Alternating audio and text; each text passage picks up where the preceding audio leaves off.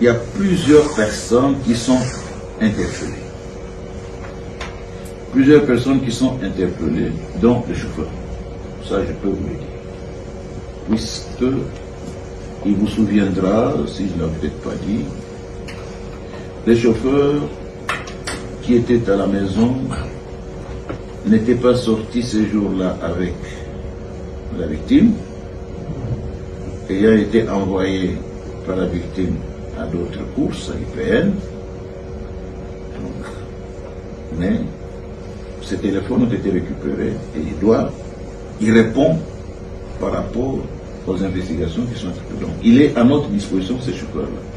Il y a d'autres personnes donc, qui sont entendues. Nous confrontons déjà ceux qui sont entre nos mains dans leur déclaration, qui, comme je vous l'ai dit, quand ça diverge, ça complique encore davantage la tâche. Ici, je peux vous dire, confirmer que c'est ça. Et ça, c'est là que sont suspects, n'en déplaise à ceux qui ont une thèse contraire. Vous n'avez jamais, parce que le monsieur a dit, non, voilà, un proche, oui c'est un proche, ou un garde de corps serait un proche, comment est-ce qu'on peut le considérer comme un suspect? Je ne sais pas si on n'a jamais entendu parler un père tuer son fils, ou le contraire, ou un cousin tuer. Je ne sais pas. Donc, parfois, quand on n'a pas la culture judiciaire, pour certains qui se disent avocats, mais il leur manque quand même la touche judiciaire qui se taise, au lieu de commencer à lancer, c'est ça que j'appelle des faux bruits, des fausses analyses.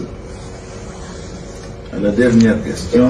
Stani Boujakera, Jeune Afrique, vous dites tout à l'heure que pas d'autopsie jusque-là, mais sur base de quoi, lors du précédent point de presse, vous avez déclaré que Chéribon Kenda a été tué par une balle, tirée de l'arme qui a été trouvée.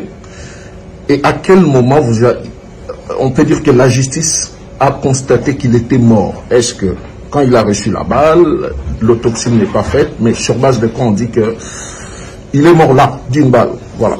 Là aussi, je crois, si vous avez tout le film de ce que j'avais dit, je n'ai jamais été affirmatif.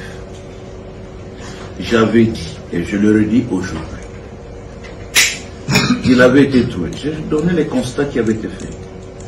Monsieur Chéribon Okende avait été trouvé dans son véhicule, le moteur encore en marche, la climatisation allumée, la ceinture de sécurité en place sur son corps, avec une arme à côté de lui, donc du siège du chauffeur, et avec une balle qui lui avait traversé la tête. J'ai parlé au conditionnel, probablement. On se fait l'arme, c'est ça. Donc il y a une arme, il y a une balle, probablement. Alors ici je précise bien. L'autopsie devra déterminer, n'est-ce pas, si la balle, la mort est venue par balle. L'autopsie devra déterminer dans quel état se trouvait la victime si la mort n'est pas venue par balle. Ce sont autant de questions. L'autopsie est cruciale. Les résultats sont vraiment attendus pour nous donner la certitude de ce que vous affirmez aujourd'hui que je ne crois pas avoir dit. Et je voudrais ajouter ceci. Dans les cadres de parler au conditionnel, n'est-ce pas? Quand vous dites que à quel moment la mort est intervenue, donc vous êtes en train de creuser là où la réponse se trouve déjà. Je dis bien, on trouve une arme à côté de la victime, et la police scientifique, ça je peux vous le dire maintenant, que la balle a été tirée de l'intérieur du véhicule. Est-ce que la cause de la mort vient de la balle tirée sur lui? Dans quel état s'est trouvée la victime si ce n'est pas par balle au moment où cela a été fait? J'ai des résultats un peu plus importants par rapport à ça. Je ne peux pas livrer pour le moment, mais l'autopsie dont les résultats est attendu pourra mettre, je crois, un point interne à ça par rapport à votre question, un rapport qui sera couché dans le dossier qui pourrait être envoyé devant les juges compétents. Et de manière beaucoup plus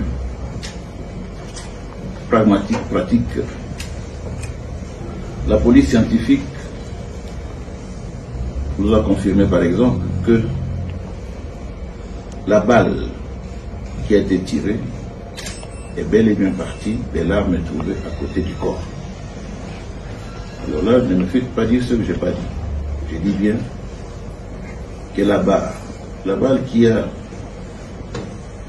été tirée sur la victime est bel et bien partie de l'arme qui a été trouvée à côté du corps. Cette arme qui appartient au suspect. Là aussi, je voudrais vous dire que ce suspect que nous avons encore entre nos mains nous avait laissé entendre nous a fait beaucoup de déclarations. Mais là où, sans que j'aille vraiment au fin fond de choses, là où ça complique un peu la tâche aussi, parce que ces déclarations ne sont pas constantes. Il revient constamment sur ses premières déclarations. Donc il fait des déclarations qui ne semblent pas nous aider à pouvoir nous faire une conviction. Mais c'est cela aussi la conviction que nous pouvons nous faire lorsque quelqu'un aujourd'hui dit une chose, demain il en dit une autre, et le lendemain autre chose encore. J'étais surpris moi-même qu'un monsieur soit passé sur les ondes de la radio, d'une certaine radio, nous dire que nous n'avons pas dû considérer ce monsieur-là comme un suspect. Sachez qu'en matière de criminologie, lorsqu'un crime est commis, tout le monde qui est dans les périmètres, en principe, devient suspect. Nous arrêtons même pour le besoin de la cause des témoins. Nous arrêtons parce que nous limitons leur liberté d'aller et de venir. Ces suspects-là nous paraissent être au gré de l'évolution de nos investigations. La personne, sinon l'une des personnes qui, en dernier lieu, ont été avec la victime. Et je peux vous rassurer, sans que je puisse vous en dire plus, que nous sommes en train d'évoluer avec lui. Et ces déclarations, certainement, vont nous permettre de chuter. Alors, en termes d'experts, autres qui avaient été requis, il y a ceux de la médecine légale, qu'on appelle médecin légiste. La réquisition expert a été faite, mais le devoir requis n'ont pas encore été effectués pour la simple et bonne raison que nous avons besoin des résultats consolidés. Vous savez qu'en matière d'expertise, les résultats peuvent vous être donnés. Aujourd'hui, on peut encore les discuter. Et en ce moment-là, on demande une contre-expertise. Nous voulons être le plus objectif possible. C'est-à-dire quoi?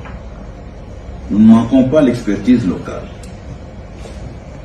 Mais nous voulons de l'expertise qui puisse être aussi un autre son de cloche venant de l'extérieur. Quoique vous avez eu à écouter ce qui a été le point de vue du gouvernement, mais nous, en tant qu'enquêteurs, institution judiciaire, nous avons sollicité aussi l'expertise extérieure qui est attendue. Je peux vous confirmer aujourd'hui que je suis en contact avec ceux qui doivent venir de la Belgique. Je suis déjà en contact avec ceux de la MONUSCO, donc la communauté internationale. Et en principe, il y a aussi ceux de l'Afrique du Sud et de la France qui sont attendus. Voilà, c'est pour avoir des résultats consolidés.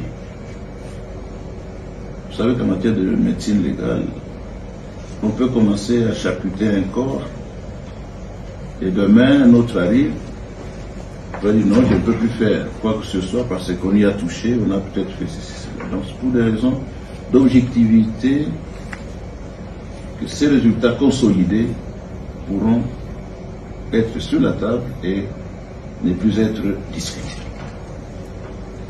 En ce qui concerne l'autre expertise